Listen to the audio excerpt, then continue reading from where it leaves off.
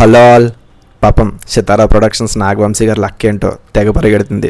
మనకు తెలిసి రీసెంట్గా వచ్చిన కింగ్డమ్ కానివ్వండి, వార్ 2 కానివ్వండి డిజాస్టర్స్ అయ్యాయని చెప్పేసి, సో దాన్ని కంబ్యాక్ చేయనందుకు మాస్ మహారాజా రవితేజ గారితో అయితే మాస్ జాతర సినిమాతో వస్తున్నారు ఈ వీక్లో.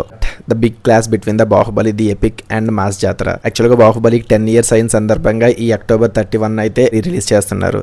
అదే రోజున మాస్ జాతర కూడా వస్తుంది. యాక్చువల్గా మొన్నటి వరకు కూడా నాగవంశీ గారు సోలో రిలీజ్ అనుకున్నారు. But suddenly Baahubali the epic అయితే ఎంటర్ అయింది. ఇక్కడ నాగవంశీ గారు బాధపడాల్సిన సిచ్యువేషన్ ఏంటి అంటే, ఈవెన్ బాహుబలి ది ఎపిక్ మీద పీపుల్ అందరూ కూడా ఎక్కువ ఇంట్రెస్ట్ చూపిస్తున్నారు. రిలీజ్ మూవీ అనేది బాహుబలి ఎపిక్ 30 నైట్నే మనకి ప్రీమియర్స్ పడుతున్నాయి. బట్ మాస్ జాతర వచ్చేసి 31 మార్నింగ్ ఫ్యూ ప్రీమియర్ షోస్తో సరిపెట్టుకోవడం జరిగింది. దీనివల్ల ప్రీమియర్ షోస్ కలెక్షన్స్ కూడా నాగవంశీ గారికి తగ్గితే, ఈవెన్ ద బుక్ మై షోలో కానివ్వండి వేరే అదర్ ప్లాట్ఫామ్స్లో కూడా నేను చూసినట్టయితే పీపుల్స్ అందరూ కూడా ఎక్కువ ది ఎపిక్కే ఇంట్రెస్ట్ చూపెడుతున్నారు కంపేర్ టు ది మాస్ జాతర.